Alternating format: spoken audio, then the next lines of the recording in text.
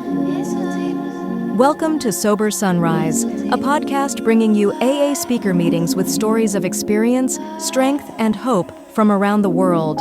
We bring you several new speakers weekly, so be sure to subscribe. We hope to always remain an ad-free podcast, so if you'd like to help us remain self-supporting, please visit our website at sober-sunrise.com.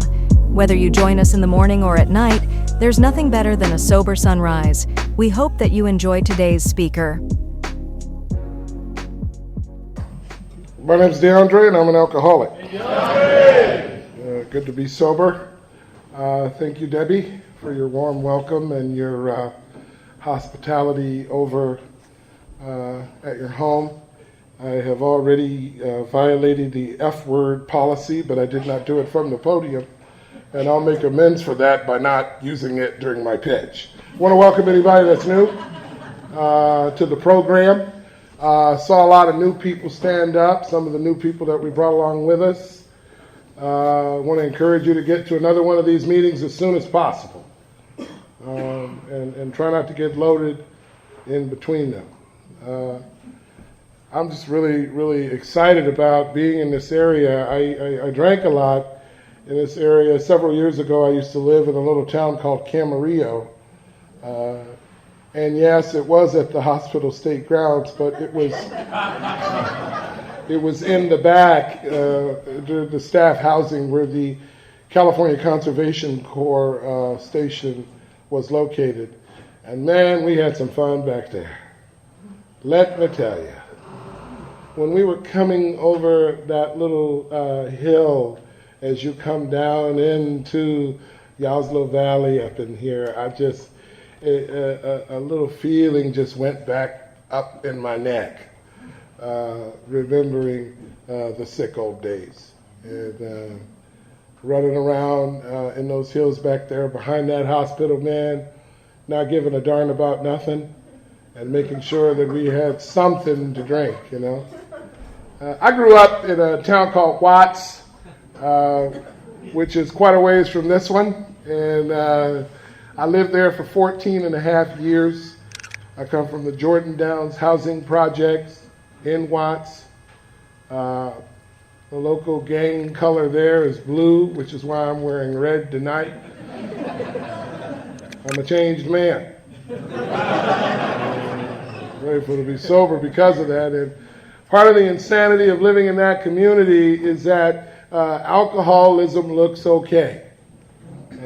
Based on what I've read in Y'all's book and whatnot, alcoholism is not a bad idea.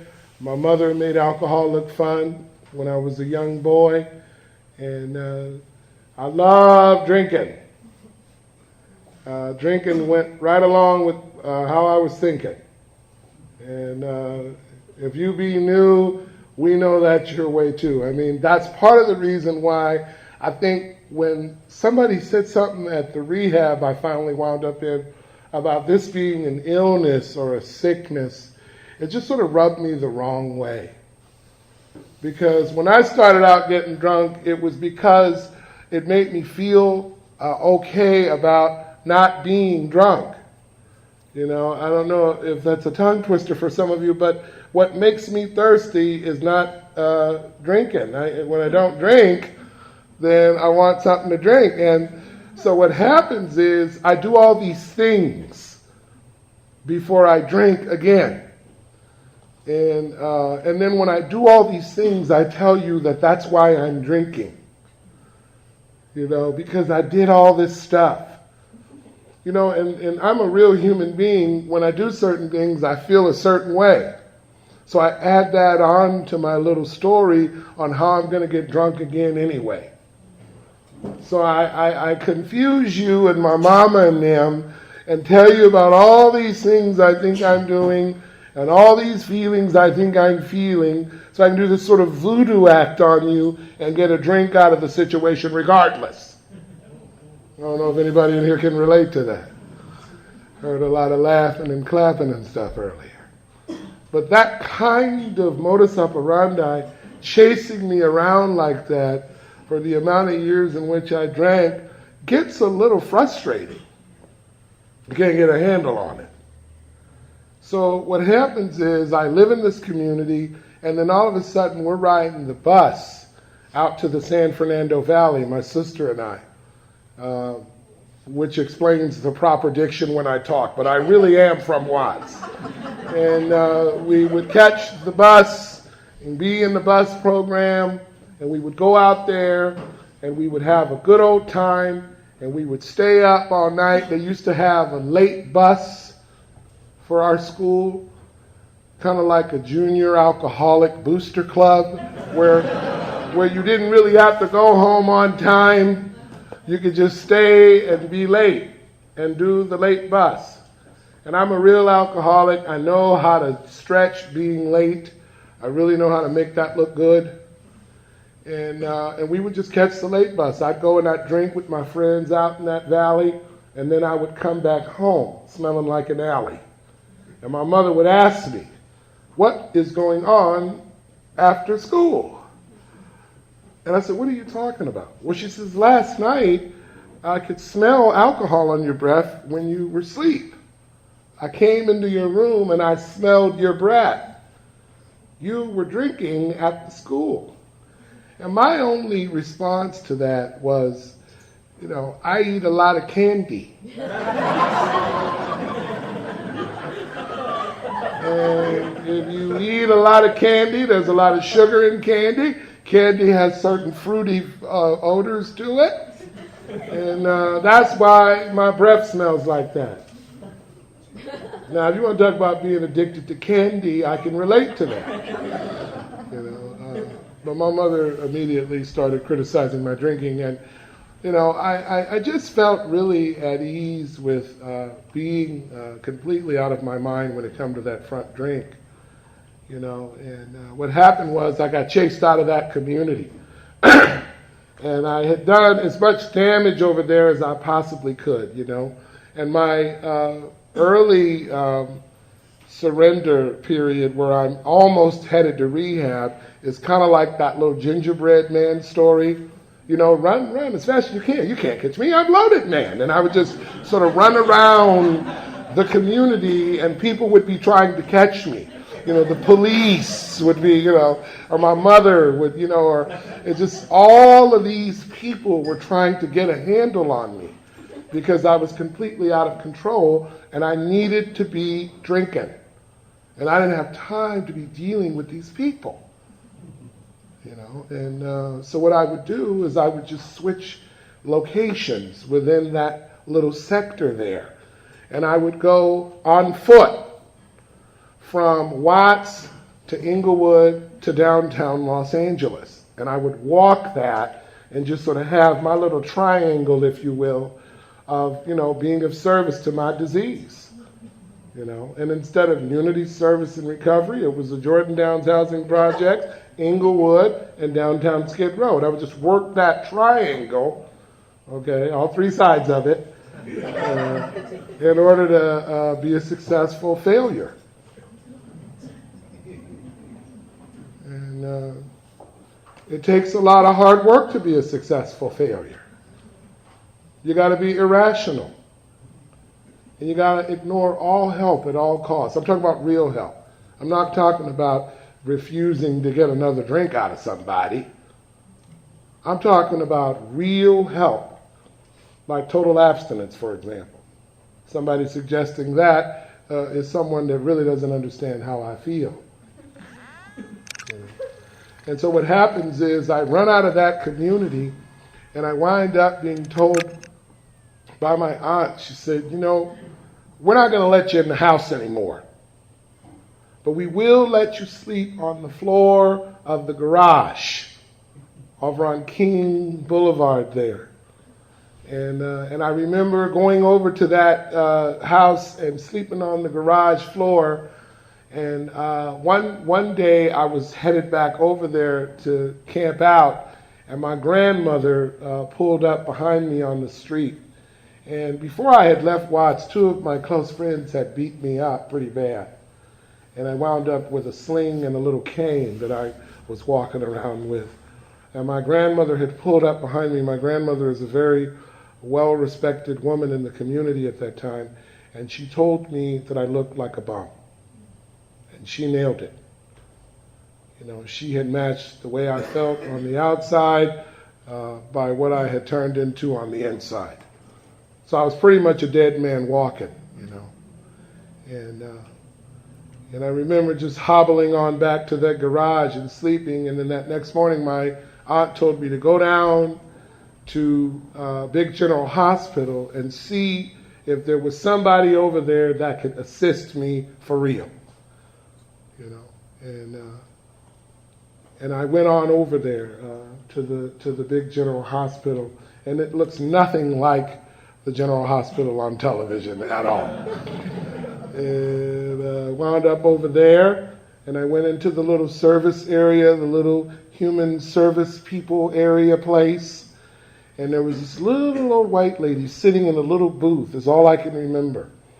And she said, we don't have anything here for you, but go down to this little place called El Centro, which is a little referral agency place for alcoholics and drug addicts and things of that sort. And I went down there. I hobbled on over there, and I met this man, this Mexican guy named Ronnie Macias. And Ronnie Macias told me the most profound thing I had ever heard in my life. He told me that I was 24 years old, I was living on Skid Row, and I wasn't going to make it. And for some reason, I believed him. And he walked out of that little cubicle, and I got on my knees and I prayed and I asked God to help me. And Ronnie came back with these little bus tickets. And he told me that I was going to take these bus tickets and go to this hotel on 7th and Vermont and come back to his office on a daily basis until he could put me in some sort of a program. And a miracle took place. I didn't sell the bus tickets. And I proceeded to go back and forth from his office on a daily basis for several days. And on the last day that I was at that hotel, this little Jewish guy went and bought 2 40-ouncers, and we drank those 2 beers and talked about the crisis in the Middle East for about 4 hours, because I'm going to start my recovery.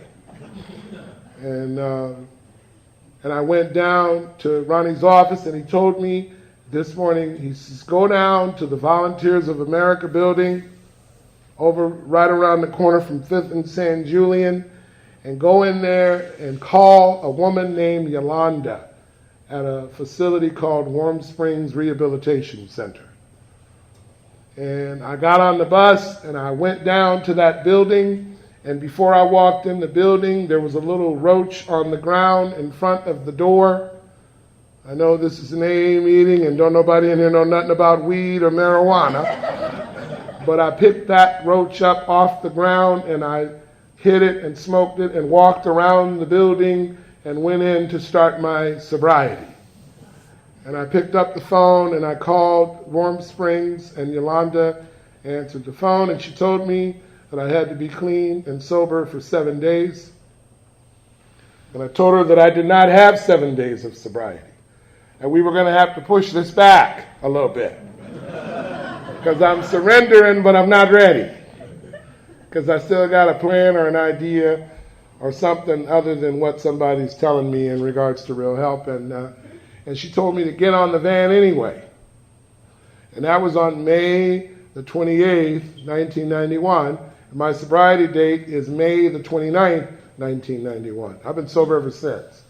So my story is really, really not all that exciting in regards to being stuck at the beginning and fighting the process. And so I'm going to go into that a little bit. One of the things that happened to me when I got on that van is I went up this long meandering road into Warm Springs, kind of like the road to Jericho. And I remember just feeling really sick and very, very uncomfortable. And I don't know if anybody besides my close friends here who go with me on a panel, in fact we have that panel tomorrow night, who've ever been on that road, but it's real spooky and scary. It's like a forest, you know, and it's real like weird and dark.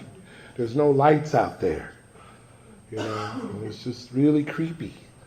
And I remember just going up that road and getting off that van and seeing all these people walking around Warm Springs in these weird little county jackets, and everybody was looking like they didn't want to be there at all. And everybody was sort of moping around, and it just felt like a training camp for zombie people in a movie or something.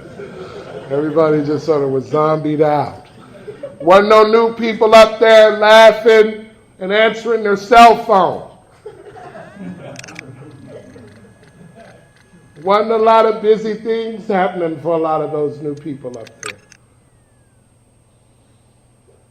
And I remember getting off that van and going into the general service building and meeting this woman named Irene.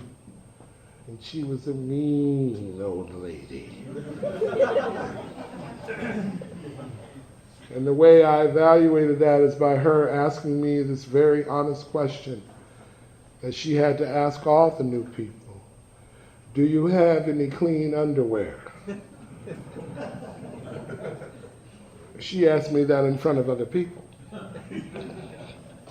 And I thought that was very rude and disrespectful,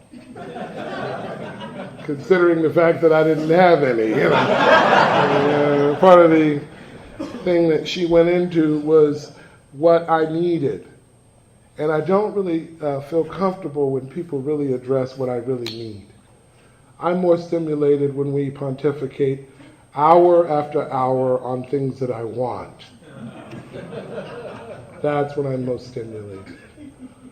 But don't be talking to me forever about what I really need. I'm allergic to that as a real alcoholic.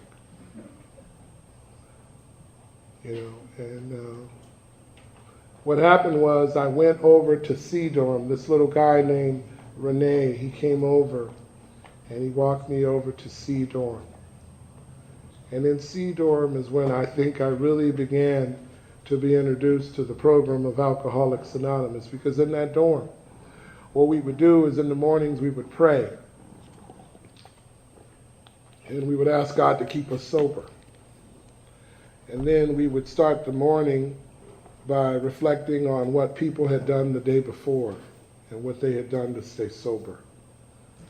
And then we would talk about the meetings we went to. And since I was a new person that first morning, I just listened for once. And it just seemed like those people really had something special. And then they had this huge, big, gigantic tree with all of these AA chips on it. And they all seemed to worship the tree, It always seemed like there was some sort of respect for the tree with the plastic Vegas poker chips with the little... And it tripped me out. I was like, why are these people attracted to this plastic tree? And if you went too close to the tree, or if you violated the guy's space who was in charge of the maintenance of the tree, you could be written up for that. He went too close to the tree when he was not supposed to be there, And so the tree thing sort of weirded me out a little bit. And then I went to the meeting, and they had a speaker meeting, and the guy got up and he said, for some reason, it really scared me. He said, "Hi, my name is so-and-so, and I'm the secretary of this meeting, and we're running low on chips." And my mind automatically said, well, what about the tree? You got the tree over there, you just take the chips off the tree and put them in the thing, and nobody would talk about the tree and the chips that they could go and get. And then, so AA is sort of strange. There's some strange things happening here. These people are constantly asking for stuff that they already have. They're crazy. I have 4 weeks of sobriety, and I am going to suggest that we do something about this tree. I am tired of hearing them complaining about how we don't have enough chips for the meetings. We shake down the tree, we save a couple of dollars, and I brought it to the meeting in the morning. We were all sitting around the tree, and I looked at, we had a chairperson for each dorm, a chairman of the dorm. And I addressed the chairman, I raised my hand, and I said, it's come to, all of our attention that there's a shortage of chips in the meetings. And we have this tree here with all these chips on it. And everybody, there's 38 men per dorm in Warm Springs. There's about 6 dorms. And all 38 of those eyes, the sets of eyes, just sort of looked at me. And I looked at them.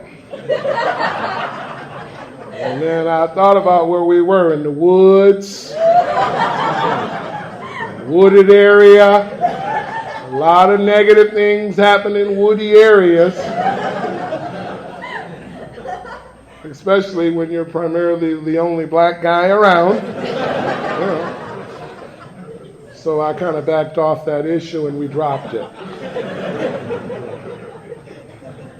And just transitioning out of that rehab and going into the community, I moved to a town called Lancaster, California. So we go from the only black guy being in the forest to the only black guy being in the desert. You got to be the center of attention. And I went on down there and I went to a little meeting called the Open Door Fellowship Hall of Alcoholics Anonymous. And in that meeting I met a man named Dennis Lee at a noon meeting one afternoon. And he made me laugh. I felt like getting drunk that day. I had been sober for a little while. And he was saying something funny in the meeting about how dirty the floors were. It's a high entry-level group. And just sitting around in there, man, and I wound up talking to him after the meeting, and he was telling me things like, you know a lot about steps 1, 2, and 3. It seems that you know that. But I'm going to teach you what I know about steps 1, 2, and 3. And that kind of threw me off a little bit because at Warm Springs, I had completed my step packets. So I knew about the steps. But he wanted to talk to me about what he knew about the steps and what he had learned about the steps out of this book. And I remember looking at him with sort of a askance, as a big book would say. And I looked at him and I thought to myself, he doesn't want me to really do well around here. I can already see that he's trying to challenge me because I'd become the AA steering committee chairman by the time I had left Warm Springs. And I changed the bylaws so they couldn't vote me out. We were only allowed to do it for 6 months, and I got my friends, and we manipulated the bylaws, and I did it for 9 months.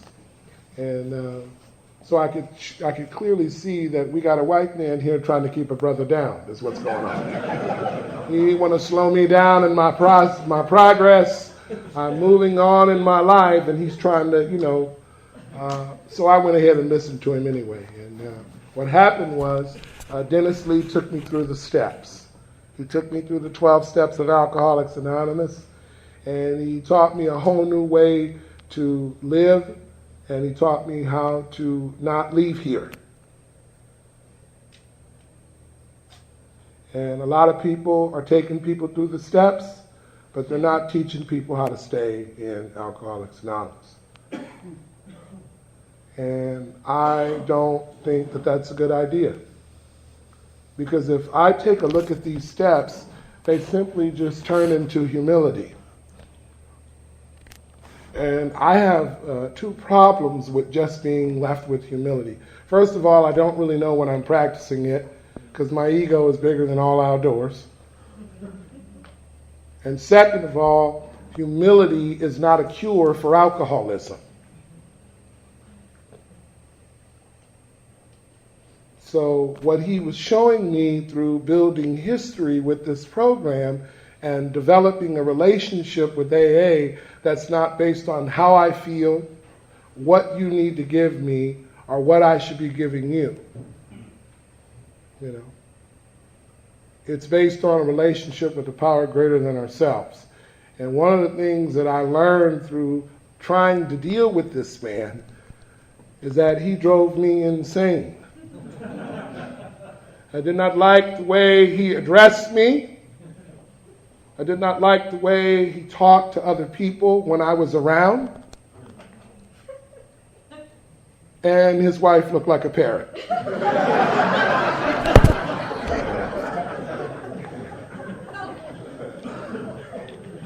And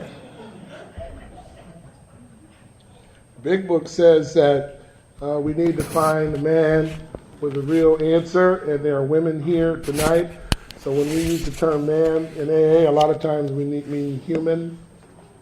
And I had to find somebody and God just did that for me. And you know what happened was we built a relationship with each other to where I would call him and talk to him about how I was not going to live in humility and or work the steps. That's basically what most of those early conversations were about. Hi, this is Deandre. Can I speak to Dennis? This is Dennis. Hi, I'm not going to work the steps. And I know a lot of new people here tonight think that they are talking about all these other great things. But in early sobriety, most of the time, that's all a new man or woman is really telling me over the phone. Hi, my name is whoever. I'm calling to speak to you. Are you there? Yes, I'm here. Hi, I'm not going to work the steps.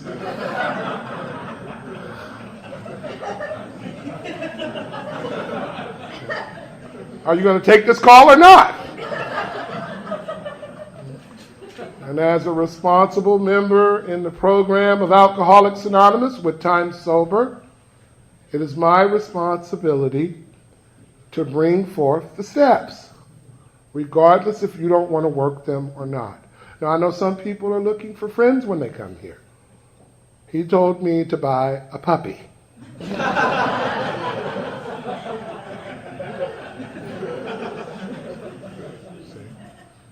And a lot of the relationships that I see in AA now are based on popularity rather than clarity.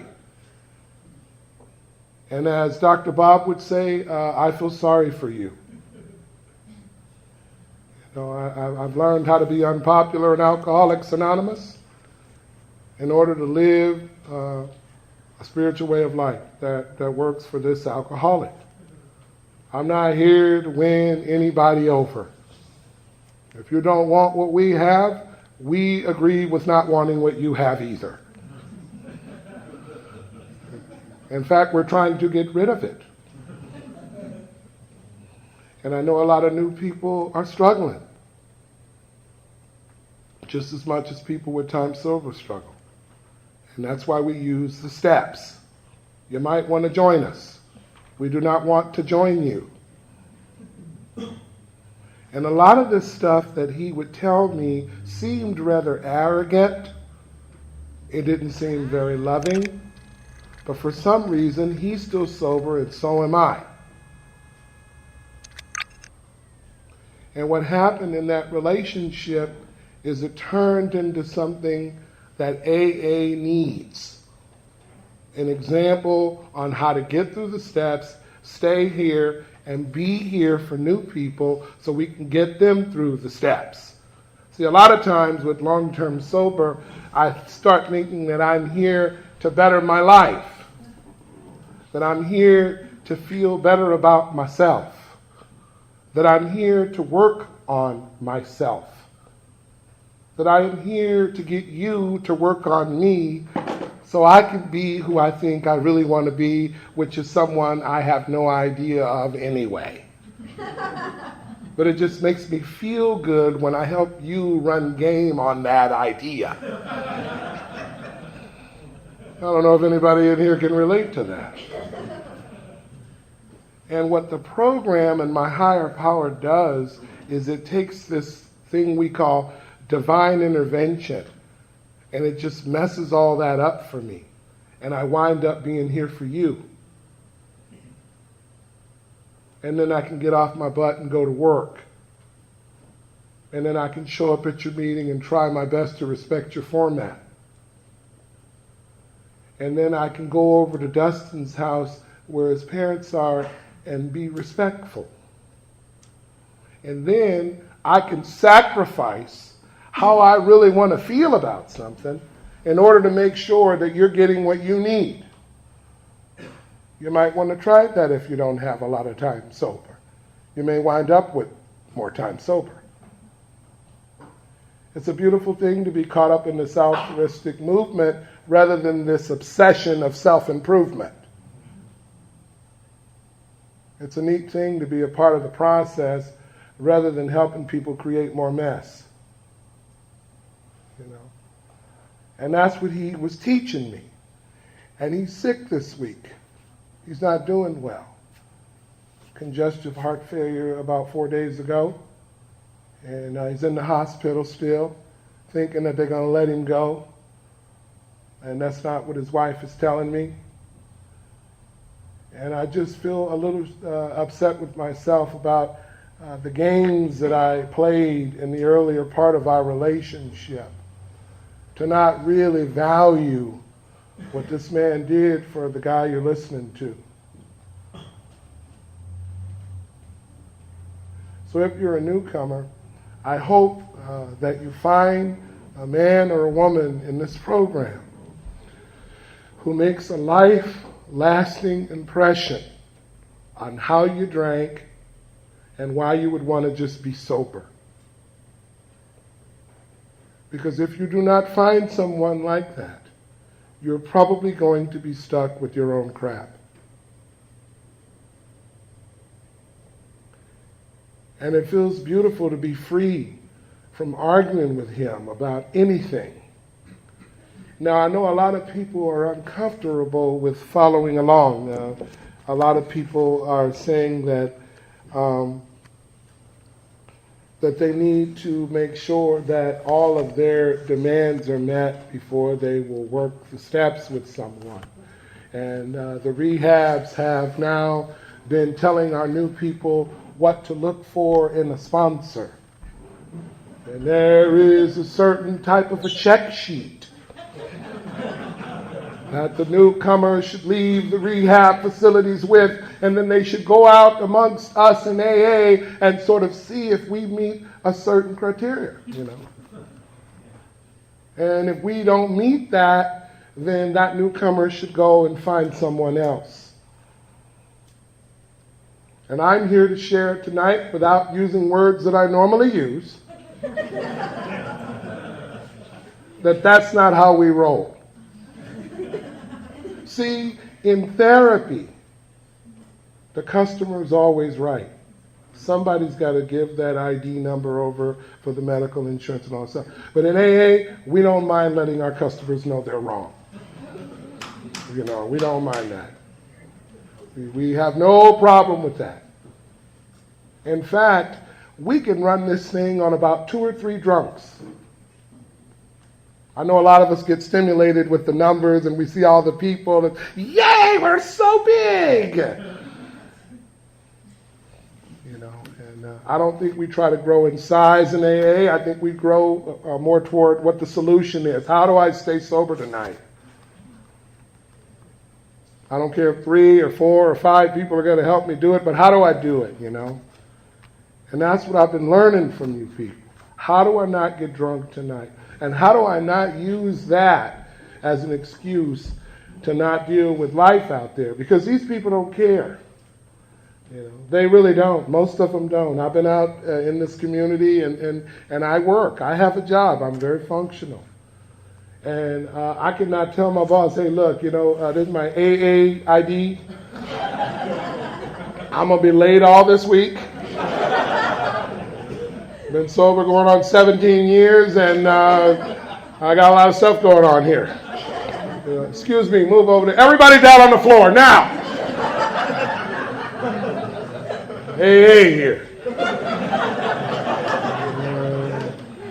you're a newcomer and you're going out of these rooms and trying to use us as some sort of a shield to not deal with real life, as Dr. Bob would say, I feel sorry for you.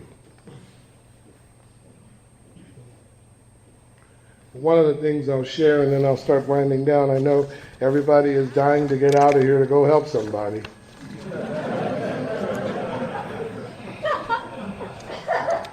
AA meeting.